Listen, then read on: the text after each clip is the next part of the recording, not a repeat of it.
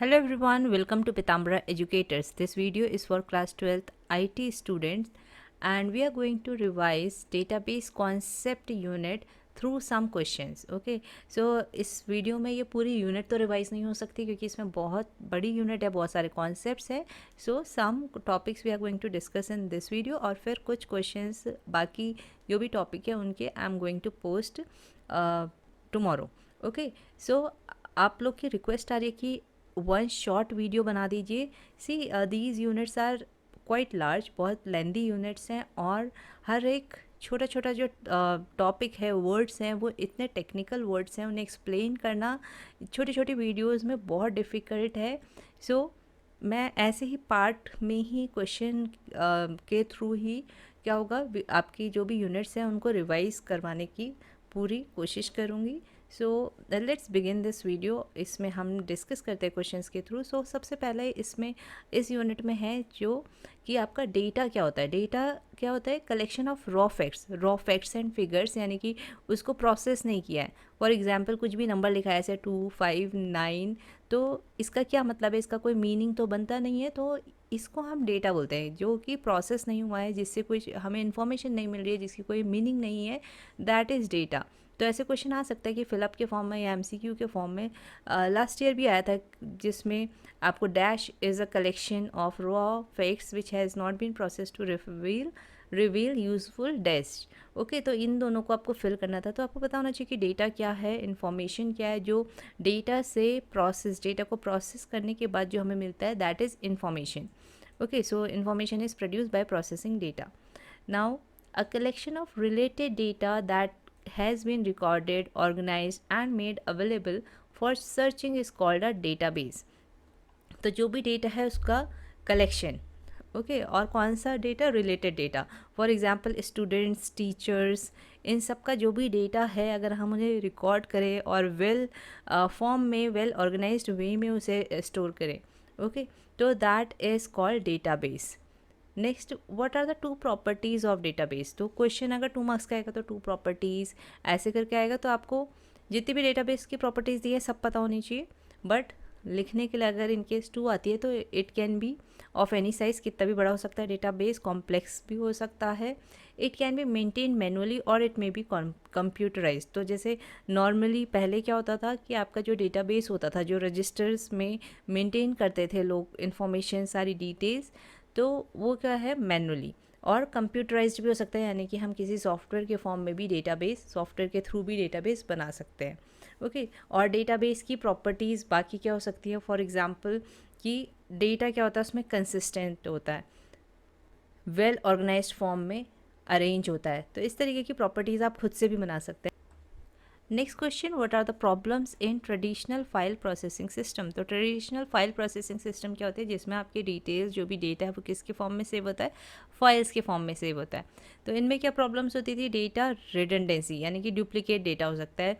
For example एक file है जिसमें हम स्टूडेंट की डिटेल्स स्टोर कर रहे हैं, पर्सनल डिटेल्स, और एक में मार्क्स कर रहे हैं.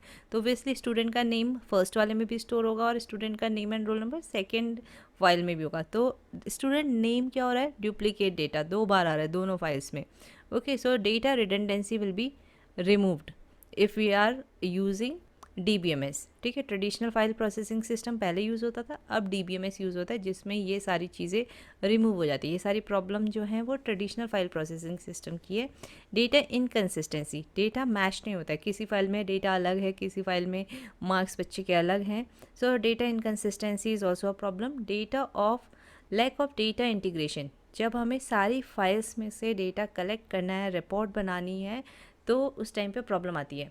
आपको याद होगा अभी हमने जब टर्म 1 का पेपर डिस्कस किया था, उसका सोल्यूशन डिस्कस किया था, तो वहाँ पे एक क्वेश्चन था लैक ऑफ डेटा इंटीग्रेशन से रिलेटेड कि a person has to collect the data from multiple independent files. तो उससे प्रॉब्लम आ रही है. तो इसमें ये कौन सी इसके लिए क्या टर्म है, वो क्या फेस कर रहा है? तो that is lack of data integration. Next, in dash approach a single repository of data is maintained which is accessed by different user as per their need. तो ये डेटाबेस अप्रोच होती है जिसमें कि एक ही सेंट्रलाइज्ड डेटा है और सब डिफरेंट यूज़र्स उसे क्या कर सकते हैं? यूज़ कर सकते हैं. Next, what is DBMS? Give 2 examples. DBMS, ये बहुत इजी क्वेश्चन है कि DBMS क्या होता है? It is a collection of programs जिसके थ्रू यूज़र क्या कर सकता है? इन्फॉर्मेशन क्रिएट कर सकता है, मीन्स डेटाबेस क्रिएट कर सकता है, कलेक्शन ऑफ इन्फॉर्मेशन मेंटेन कर सकता है एंड मैनिपुलेट कर सकता है और यूज़ भी कर सकता है। Next example, MySQL, Oracle, these all are examples. DBMS के आपको सारे एग्जाम्पल्स पता होने चाहिए। जैसे यहाँ पे MCQ है एक, which of the following is not a DBMS software.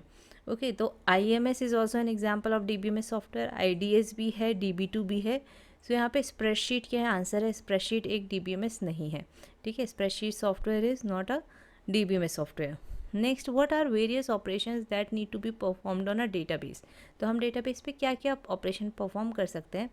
First is defining database, then populating database, manipulating database, sharing, protecting and maintaining.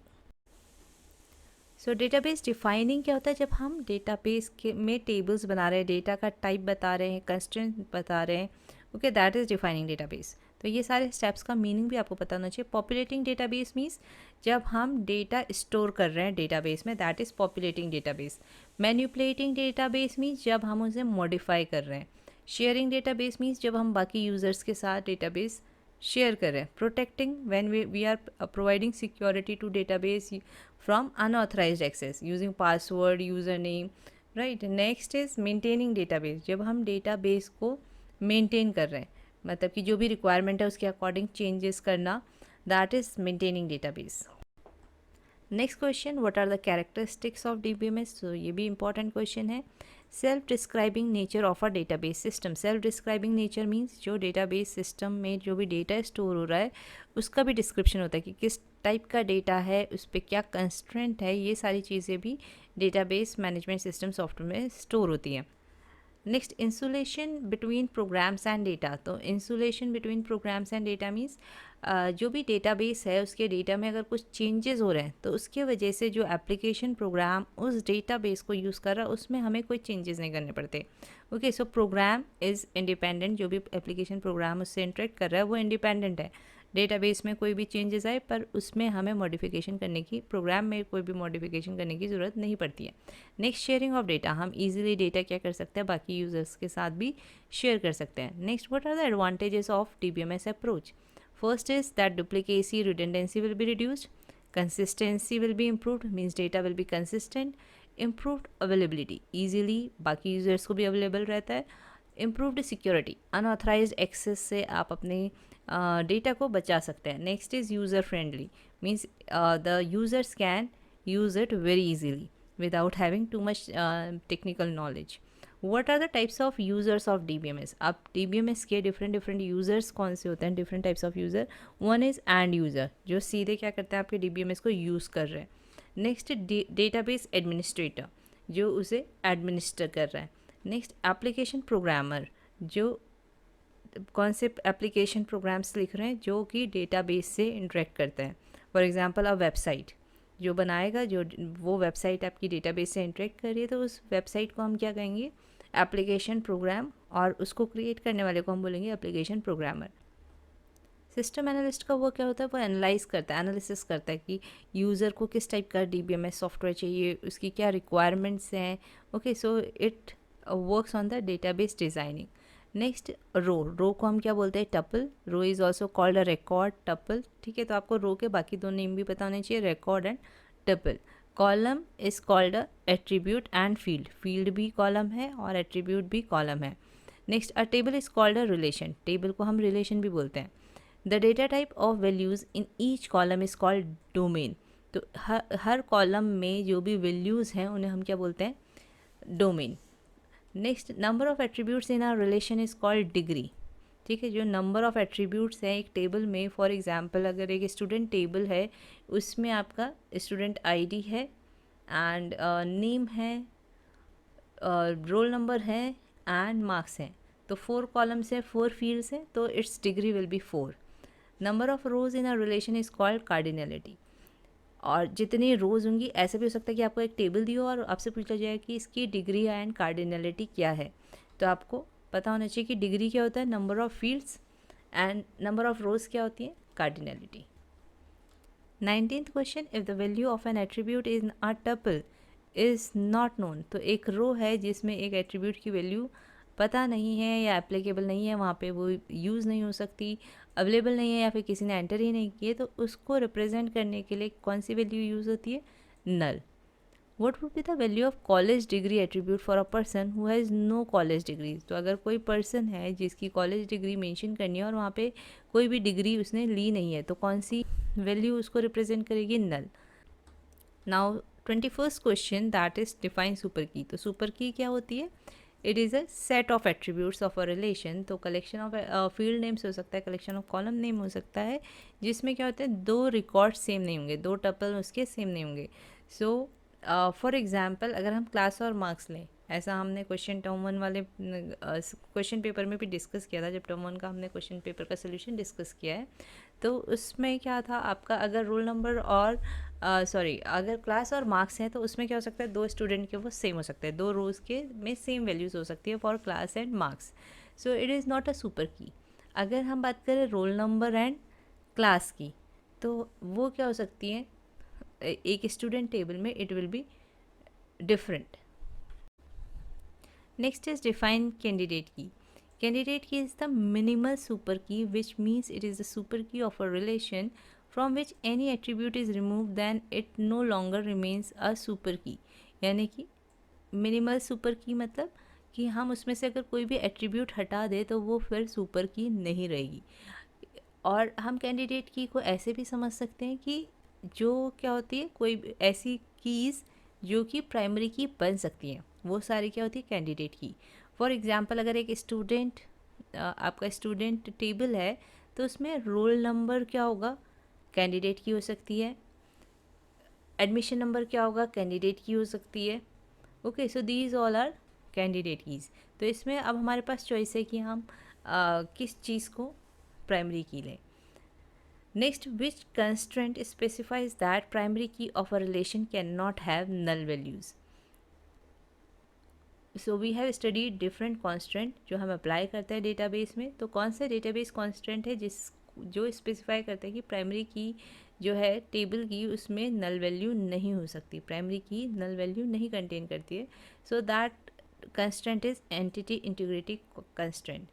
Which constant specifies the value of every attribute in each tuple must be from the domain of that attribute. तो जो भी उसका domain है वहीं से ही value होनी चाहिए उस एट्रीब्यूट की. So that is domain constant. So यहाँ पे एग्जाम्पल भी आ सकता है कि सिचुएशन आ सकती है, like there is a marks table, there is a student table जिसमें कि मार्क्स कॉलम है और वहाँ पे मार्क्स में सिर्फ 2 डिजिट नंबर आने चाहिए. ओके, तो 2 डिजिट नंबर आने चाहिए सिर्फ मार्क्स कॉलम में. तो फिर कौन सा कंस्ट्रेंट हमें यूज़ करना चाहिए? तो यहाँ पे डोमेन क्या है, 2 digit number. So we will use domain constraint. Next, define referential integrity constraint. In referential integrity constant हम क्यों यूज़ करते हैं, क्या होता है? रेफरेंशियल इंटीग्रिटी कॉन्स्टेंट दो रिलेशन के बीच में होता है, दो टेबल चाहिए इसके लिए, और फॉरेन की क्लॉज के थ्रू होता है. जो हमने फॉरेन की और प्राइमरी की वाला कॉन्सेप्ट पढ़ा है, उसके थ्रू हम क्या कर सकते हैं, रेफरेंशियल इंटीग्रिटी कांस्टेंट मेंटेन करते हैं. और इसका पर्पस क्या होता है, जिससे कि हम चेक कर सकें कि डेटा जो भी एक रिलेशन में एंटर हुआ है, एक टेबल में एंटर हुआ है, वो दूसरे टेबल के डेटा से मैच करता है, कंसिस्टेंट है या नहीं है. कंसिस्टेंट मतलब सेम डेटा दोनों टेबल में मैच कर रहा है या नहीं कर रहा है. Next, differentiate between DDL and DML command. तो DDL का फुल फॉर्म क्या होता है, डेटा डेफिनेशन लैंग्वेज. DML का होता है data manipulation language. Data definition language क्या होती है, ऐसी लैंग्वेज, ये SQL जो है आपकी, SQL स्ट्रक्चर्ड क्वेरी लैंग्वेज, उसमें कुछ कमांड्स DDL हैं और कुछ कमांड्स DML कमांड है. तो यहाँ पे डेटा डेफिनेशन लैंग्वेज क्या होती है, ऐसी लैंग्वेज जो क्या करती है, आपका डेटाबेस का स्ट्रक्चर और कॉन्स्टेंट डिफाइन करती है. यानी कि क्रिएट टेबल, ऑल्टर टेबल, ये सब क्या है, DDL है. Drop table, this is also a DDL. Next, data manipulation language, जिस ऐसी लैंग्वेज, ऐसे कमांड जो क्या करते हैं, डेटा को डिलीट करते हैं डेटाबेस के, इंसर्ट करते हैं, मॉडिफाई करते हैं. So these all are DML command. For example, insert will use in the table वाली जो कमांड है, इंसर्ट कमांड, वो क्या है, DML है. ऐसे डिलीट कमांड भी DML है. Next, is which language that is used to manage data stored in the RDBMS? So SQL is the language. Next question, what does M and D represent here in decimal data type? Decimal data type में M और D हम mention करते हैं, like 3,2, तो वहाँ पे आपका M क्या होता है और D क्या होता है? M होता है आपका number of significant digit that are stored for values. For example अगर मैंने 45.50 लिखा है, ओके, सो हेयर 4550, यहाँ पे 4 आपकी सिग्निफिकेंट डिजिट्स हैं, so you will mention 4. And D represents the number of digits that can be stored following the decimal point. और जो आप डेसिमल पॉइंट के बाद जो भी वैल्यूज़ लिखते हो, जितनी भी डिजिट्स लिखते हो, वो क्या है आपका डी.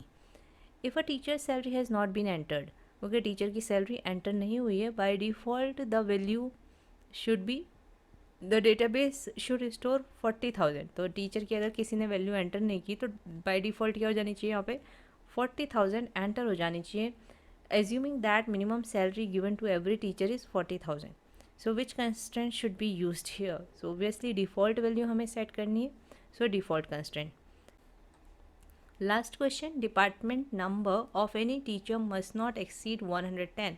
तो यहाँ पे क्या करना है, हमें ये कंडीशन लगा देनी है कि 110 से ज़्यादा अगर कोई नंबर एंटर करे तो उसका एरर दिखा दे, ठीक है, उससे ज़्यादा बड़ा जो भी नंबर है वो एंटर ही ना हो सके. तो इसके लिए हम कौन सा कंस्टेंट यूज़ करते हैं, चेक. तो यहाँ पे हम चेक लिखते हैं, फिर जो भी कॉलम जिस पे हम कंस्टेंट लगाते हैं, और फिर जो भी आप कंडीशन यूज़ करें, like should be less than 110, यहाँ पे होना चाहिए डिपार्टमेंट नंबर, लेस देन का sign, then 110, less than equal to भी आएगा क्योंकि 110 हो सकता है पर उससे ज़्यादा बड़ा नहीं हो सकता. ओके, तो बेसिकली यहाँ पे हमसे क्या पूछा है, base constant should be use here, तो चेक कंस्टेंट. सो यहाँ पे हमने 30 क्वेश्चंस डिस्कस किए. आई होप कि आपने ये यूनिट पढ़ भी ली होगी. तो जब हम ये क्वेश्चंस डिस्कस कर रहे थे और आपको नहीं आ रहे थे आंसर, आप अभी डाउट हो रहा था कि इसका आंसर क्या होगा, तो एक बार फिर से अच्छे से यूनिट रिवाइज करिए. उसके बाद इन क्वेश्चंस को देखिए कि आप सॉल्व कर पा रहे हैं या नहीं कर पा रहे. सो अगर नहीं कर पा रहे हैं तो यूनिट को 1-2 बार अच्छे से पढ़िए, so that you will be able to solve all these questions. I hope ये वीडियो आपके लिए हेल्पफुल रहेगी in revising half of the unit, जितना भी हमने टॉपिक कवर किए इन क्वेश्चंस के थ्रू, और बाकी टॉपिक भी I am going to cover soon. So stay tuned. अगर वीडियो पसंद आई है तो लाइक करिएगा, कमेंट करिएगा, एंड चैनल अगर सब्सक्राइब नहीं किया है तो please subscribe the channel. Thank you for watching this video.